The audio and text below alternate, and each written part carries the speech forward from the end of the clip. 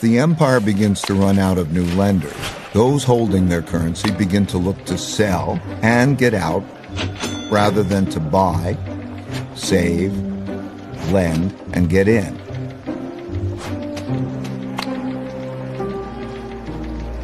And the strength of the empire begins to decline. The decline. The decline comes from internal economic weakness together with internal fighting or costly external fighting, or both. Typically, the decline comes gradually and then very suddenly. When debts become very large and there is an economic downturn and the empire can no longer borrow the money necessary to repay its debts, the financial bubble bursts. This creates great domestic hardships and forces the country to choose between defaulting on its debts or printing a lot of new money. It always chooses to print a lot of new money. At first gradually, and eventually massively. That devalues the currency and raises inflation. For the Dutch, this was the financial crisis brought about by financial excesses and paying for the Fourth Anglo-Dutch War. Similarly, for the British, it was paying for its financial excesses and its debts from the two world wars. And for the U.S., it's been 3 cycles of debt finance booms and busts since the 90s, with the central bank stepping in each time with stronger measures.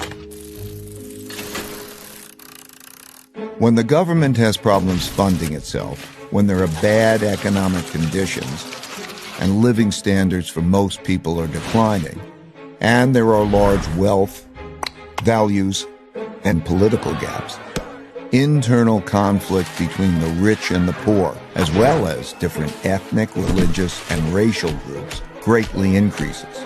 This leads to political extremism that shows up as populism of the left or the right. Those of the left seek to redistribute the wealth, while those of the right seek to maintain the wealth in the hands of the rich. Typically, during such times, taxes on the rich rise, and when the rich fear their wealth and well-being will be taken away, they move to places, assets, and currencies they feel safer in. These outflows reduce the empire's tax revenue, which leads to a classic, self-reinforcing, hollowing out process. When the flight of wealth gets bad enough, governments outlaw it. Those seeking to get out begin to panic. These turbulent conditions undermine productivity, which shrinks the economic pie and causes more conflict about how to divide the shrinking resources.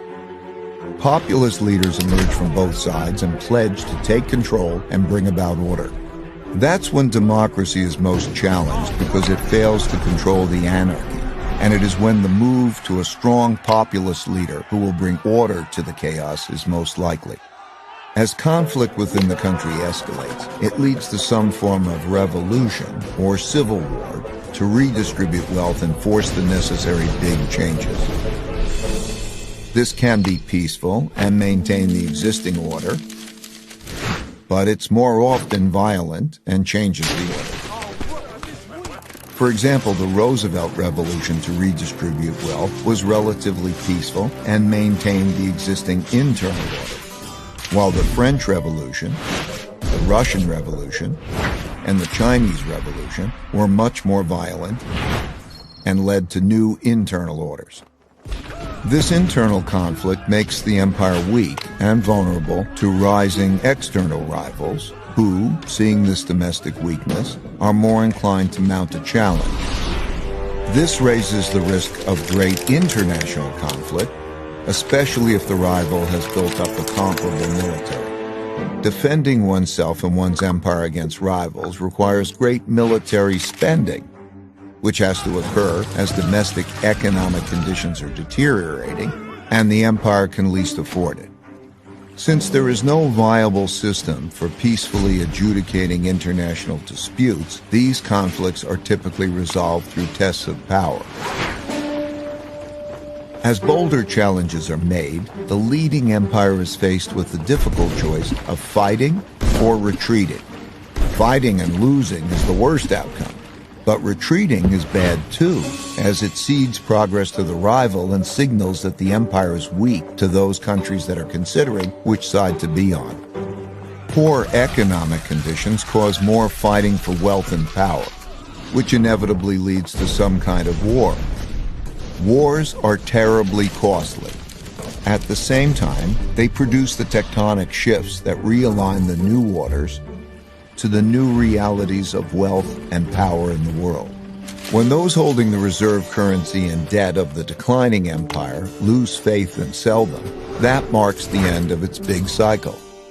Of the roughly 750 currencies that existed since 1700, less than 20% now exist, and all of them have been devalued.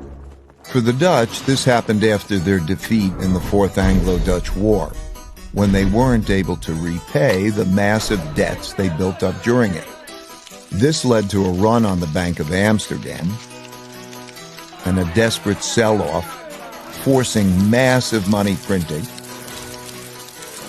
which devalued the currency and the empire into irrelevance. For the British, this happened after World War II, when despite their victory, they could not repay the massive debts they borrowed to fund their war effort. This led to a series of money printing, devaluations, and sell-offs in the British pound, as the US and the dollar emerged dominant and created a new world order. At the time of this recording, the United States hasn't yet reached this point. While it has massive debt, spends more than it earns, and funds this deficit with more borrowing and printing huge amounts of new money, the big sell-off in dollars and dollar debt hasn't yet begun. And while there are great internal and external conflicts occurring for all the classic reasons, they've not yet crossed the line to become wars.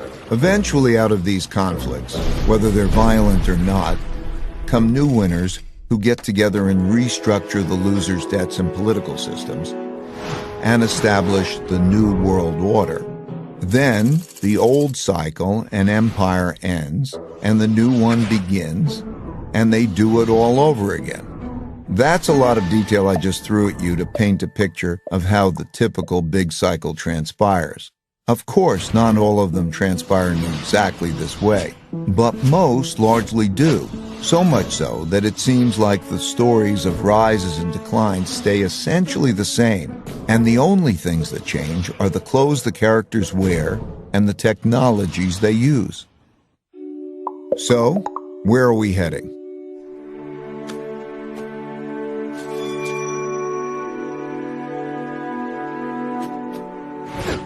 The future.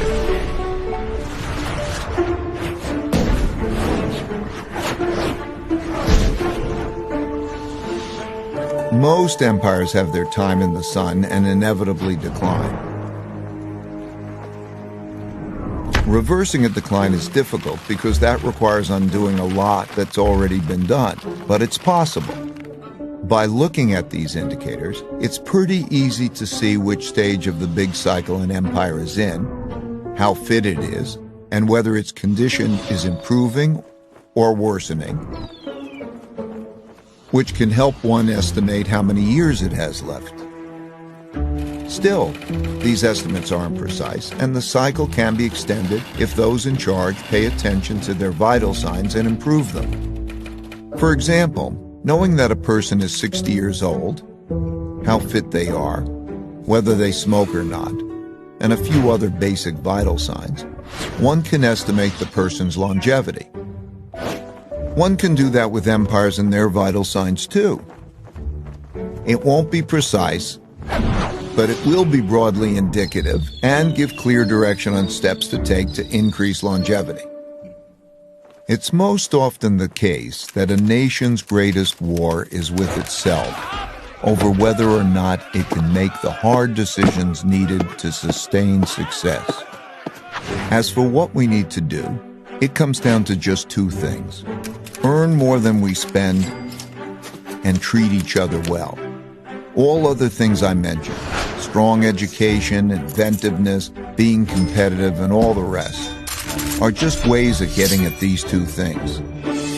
It's easy to measure if we're doing them. So like people who want to get fit, let's get on the program and improve our vitals. Let's do that individually and collectively. My goal for sharing this picture of how the world works and a few principles for dealing with it well is to help you recognize where we are and the challenges we face, and to make the wise decisions needed to navigate